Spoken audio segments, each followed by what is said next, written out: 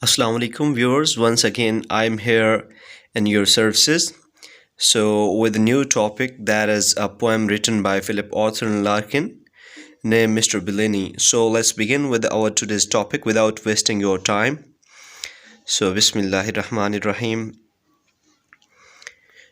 Before I move to my today's topic, I want to give you a brief introduction about the poet Philip Arthur Larkin. He was born on August 9, 1922, Radford, Coventry, United Kingdom, and died on December 2nd, 1985, Kingston upon Hull, United Kingdom. He got his education from University of Oxford and St. John's College. By profession, he was English poet, novelist, and librarian. And I want to give you a little bit more information about his marital life. He never married in his life, and he fell in love with a girl named Ruth. Apart from that, he also got a lot of and many illegitimate relationship with other girls. So let's move ahead.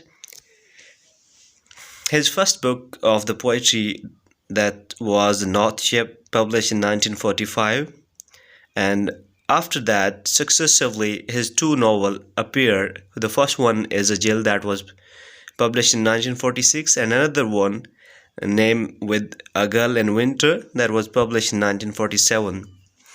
And he came into prominent, he got fame with the publication of second collection of poems, The List Deceived. Apart from that, his another anthology of the poem, The Whitsun Wedding, that was published in 1964, came into appear. So he also earned the honors of Queen's Gold Medal for poetry. Apart from that, he was bestowed with the Shakespeare Prize as well.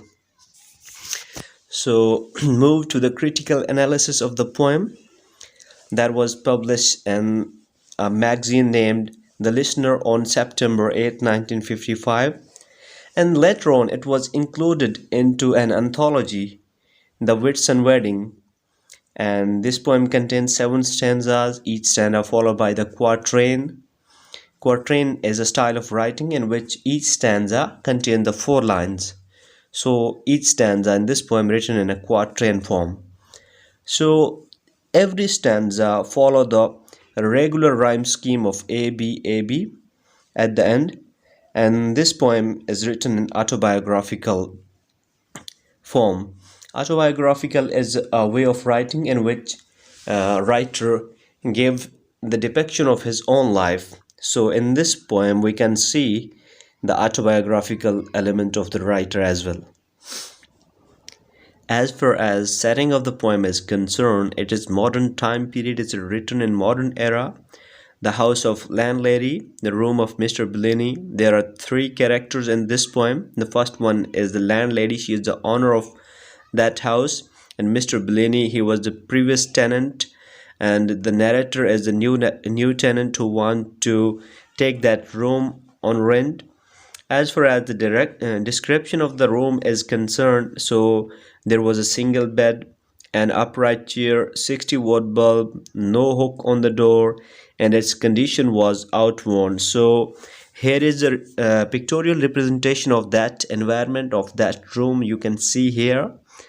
So let's move ahead. The poet was really adapted and expert in using the image. So here his expertise and adaptness can be seen through the pictorial representation. He has a great skill in using image, and he was a great observer of that environment where he used to live. So I quoted a line from that poem that shows the expertise and skill of the writer. So I want to recite that line: whose windows shows a strip of building tusky littered. So here is the great observation, and that how he observed the area and how he had observed that environment. Whose window, through the window if we see, there was a land that was vacant for the new home to be built. So he has given here a pictorial representation of that environment. So it shows the mastery skill of the writer, that how much expert he was in depicting the situation, and how much experience he has got in observing the environment. So here it is the representation of his skill in observing the thing and environment, and his mastery skill over using the imagery. So I also have given here the abstract of Mr. Bleany's routine through the landlady and the narrator.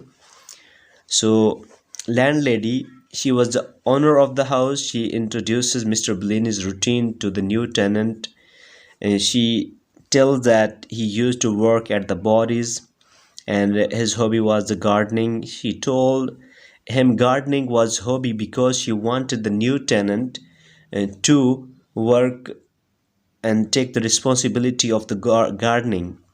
And other routine of the new Mr. Bleany we came to know through the mouth of the narrator. The narrator later on tells us that Mr. Bleany preferred sauce instead of gravy. He liked to listen radio, and later on he was aware of the time period that when Mr. Bleany used to go down the stair and when he come up.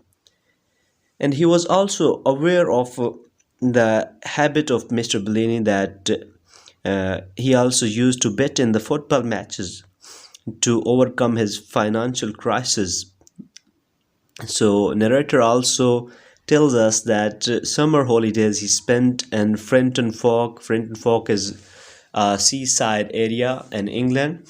So there the relative of Mr. Bleany used to reside, and he spent his Christmas holiday and Christmas at his sister's home in Stoke. It is another reference, it's an allusion, Frenton Falk and Stoke. So theme of the poem are the meaninglessness of modern man is depicted here.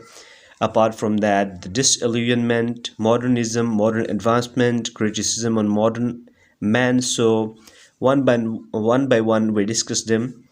Meaninglessness of the modern man is depicted here in the way that Mr. Bleany has confined himself into that room, and he never tried at all to get rid of that kind of situation, and he considered that it is the fate of modern man that modern, especially the poor people of the modern. So he never tried at all, and it was the meaninglessness that because they don't have such a kind of high aim in their life.